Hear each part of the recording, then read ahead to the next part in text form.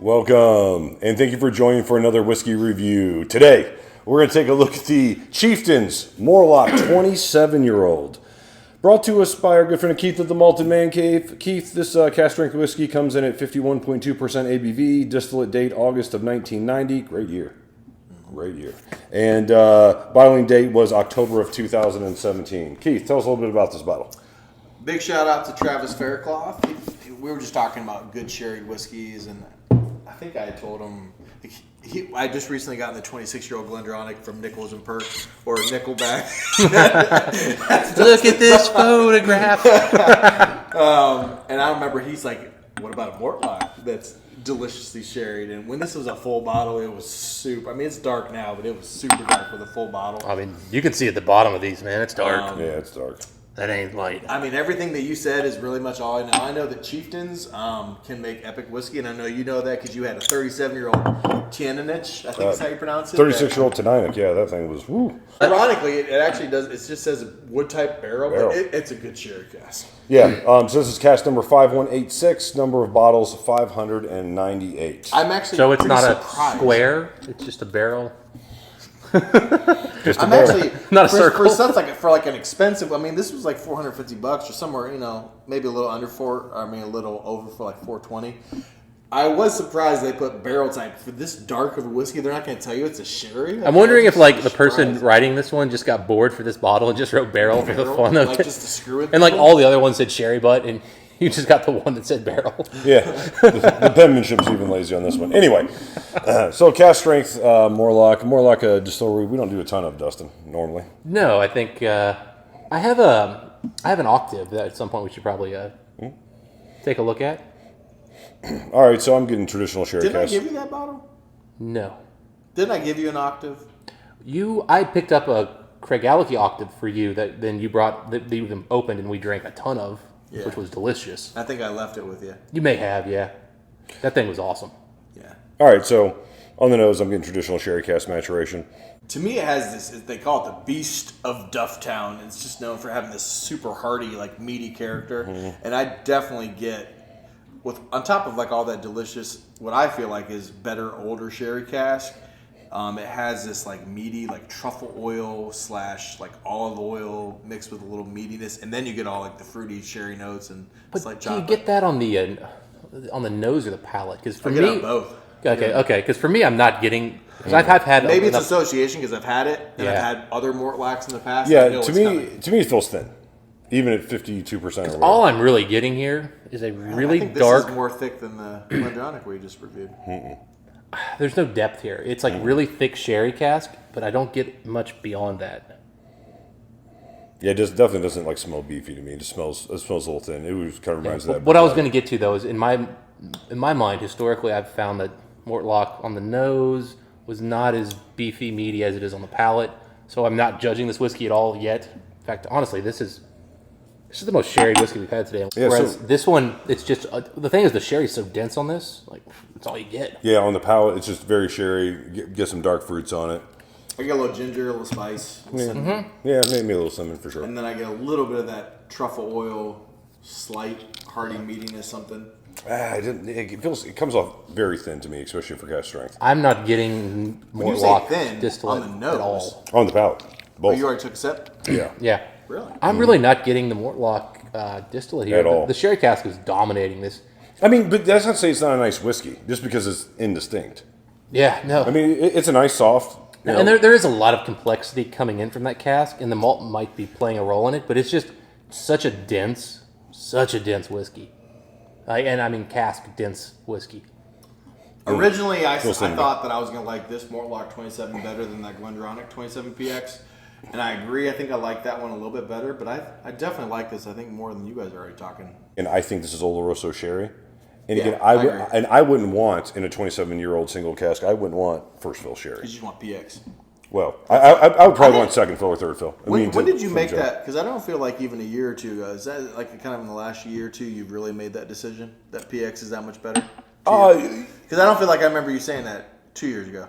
With Glendronach, yes. I'd prefer it with that particular malt. All right, It's just not quite as good as that Glendronach PX.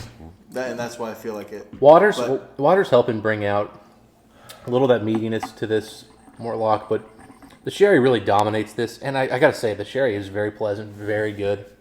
I like what it's doing, but it's good. The distillate has really been overwhelmed here. So for the quote-unquote beast of Dufftown, it was not beastly enough to overpower this sherry cask. For sure. I agree with that. And again, to me, there's a difference between intensity and just a hearty, meaty distillate character. Sure. Because I still get the hearty, meaty distillate character. It's there, but it's like if I was gonna like say like percentages, this is 51. 51.7 or something. 7, yeah. So it actually drinks a little hotter than that, but it's 51. I think that's more the spice. Yes, I think you're right. Spicy from the sherry. Spicy, yeah, good.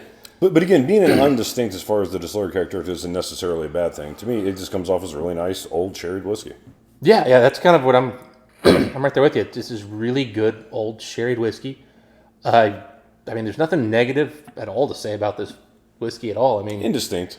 I would say it's not a negative. I would say if we're yeah, but I mean, I don't think there's 10 bottles of whiskey I could go source and find right now that have this kind of sherry flavor. Like, it's really intense. It's really rich, really good. I love the sherry note on here. Yeah, it's nice whiskey. Dude, I'm telling you, like, I almost get some of those rice spice notes like I got in that bourbon. Like, it's... There's a little graininess / you say rice? Rye spice. Rye. Yeah, like a hint of like a mint. You sure that's just not psychosomatic because you've had a whiskey recently with strong sherry notes that had that in it? I think that could be part of it for sure, but I'm getting like a meatiness similar to that bourbon that's not what I remember in Mortlach's. Ginger, a little cinnamon, a little bit of that truffle oil, savory note.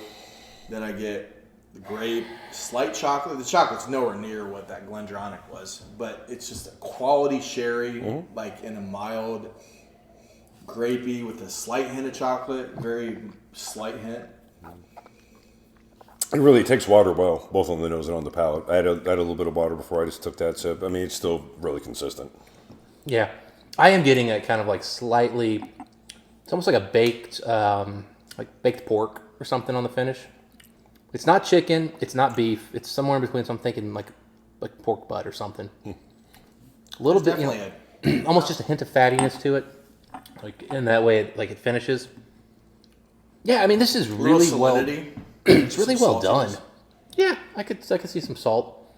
It's hard for me to get past the sherry though. It's so powerful. I'm going to add a little more water. Yeah, and it's so saturating every part of the experience. Even the finish is just that cask is there.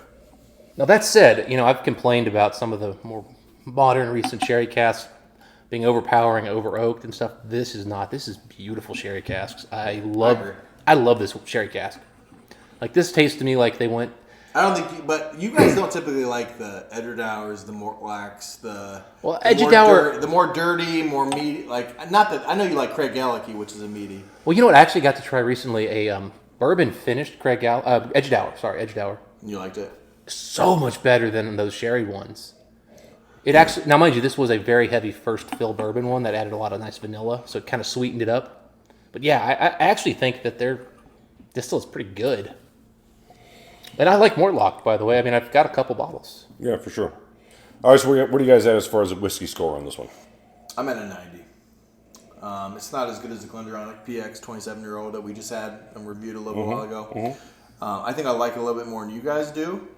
It's not like epic whiskey. It's like we've had a little bit earlier. Sure. A little Balvenie ton with like 40-year-old whiskey. But I don't regret buying this. I think this was the cheapest out of the three that I bought. I think it was more closer to $400 than it was $500. I don't regret it just because of the uniqueness, because you don't get a whole lot of Mortlachs, and you definitely don't get those quality sherry casks nowadays very often. This is a very special sherry cask. Yeah, I mean, first thing is it's a quality cask. And it's good aging. It's cask strength. I mean... 27-year-old. Yeah, for sure. I'm in an 88 on this one. I mean, I think it does... if you want just a nice sherried whiskey that has good ABV, a little bit of bite, a little bit of spice to it, I like this whiskey. The reason why I wouldn't rate it, say, a 90 is I wouldn't readily pick this out as far as the first sherried whiskey I go to or something else like that. It's a bit indistinct. I would like a little bit more from it. But the cask, you're right. They have that on point for sure. Good age. I think if you like Mortchlach, for the viewers, if you like Mortchlach, I think you'll like this one. And you like sherry cask whiskey. Dustin, where you at as far as the whiskey score? Okay. So it's between an 88 and 89. Yeah, we're all kicking around the same. And that last little bit of water in there, I think Skip settled me on the 88. I think it's really, really impressive cask. The malt did not do an amazing job here coming through. It is still there. But I think the thing is, I don't think you need to be a Mortchlach fan to really enjoy this whiskey. All right. So if you guys had a chance to try this one, let us know what you guys think. Dustin, until next time, what do we wish the folks? Happy drinking. We'll see you next time.